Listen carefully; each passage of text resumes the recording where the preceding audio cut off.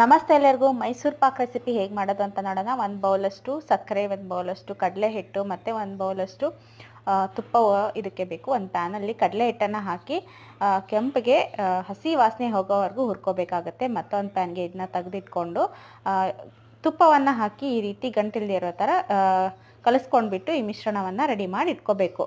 ಈ ಪ್ಯಾನ್ಗೆ ನಾವು 1 ಬೌಲಷ್ಟು ಸಕ್ಕರೆಯನ್ನು ಹಾಕಿಬಿಟ್ಟು ಸ್ವಲ್ಪ ನೀರನ್ನು ಹಾಕಿಬಿಟ್ಟು ಒಂದೆಳೆ ಪಾಕ ಬರೋವರೆಗೂ ನಾವು ಕುದಿಸ್ಕೋಬೇಕಾಗತ್ತೆ. ಒಂದೆಳೆ ಪಾಕ ಬಂದಮೇಲೆ ಕಡಲೆ ಹಿಟ್ಟಿನ ಮಿಶ್ರಣ ಏನಿರುತ್ತೆ ಅದನ್ನು ರೆಡಿ ಮಾಡಿ ಇಟ್ಕೊಂಡಿರ್ತೀವಲ್ಲ ಅದನ್ನು ಇದಕ್ಕೆ ಮಿಕ್ಸ್ ಮಾಡಿಬಿಟ್ಟು ಸ್ವಲ್ಪನೇ ಮಿಕ್ಕಿರುವಂಥ ತುಪ್ಪವನ್ನು ಸೇರಿಸ್ಬಿಟ್ಟು ಇದು ಹಲ್ವಾ ಹದಕ್ಕೆ ಬರೋವರೆಗೂ ಈ ರೀತಿಯಾಗಿ ಕನ್ಸಿಸ್ಟೆನ್ಸಿಯಾಗಿ ತಿರುತ್ತಾ ಇರಬೇಕಾಗತ್ತೆ. ಸೊ ಅದು ಬಂದಾದಮೇಲೆ ಒಂದು ಟ್ರೇಗೆ ನಾವು ತುಪ್ಪವನ್ನು ಸವರಿಟ್ಕೋಬೇಕು. ಆ ಟ್ರೇಗೆ ನಾವು ಇದನ್ನ ಟ್ರಾನ್ಸ್ಫರ್ ಮಾಡ್ಕೊಂಡ್ಬಿಟ್ಟು ಒಂದು 20 ನಿಮಿಷ ಬಿಟ್ಟಾದಮೇಲೆ ನಿಮಗೆ ಯಾವ ಶೇಪ್ ಬೇಕೋ ಆ ಶೇಪಲ್ಲಿ ಕಟ್ ಮಾಡಿಕೊಂಡ್ರೆ ಮೈಸೂರು ಪಾಕ್ ರೆಡಿ ಆಗುತ್ತೆ. ಈ ವಿಡಿಯೋ ಇಷ್ಟ ಆದರೆ ದಯವಿಟ್ಟು ಲೈಕ್ ಮಾಡಿ. ಧನ್ಯವಾದಗಳು.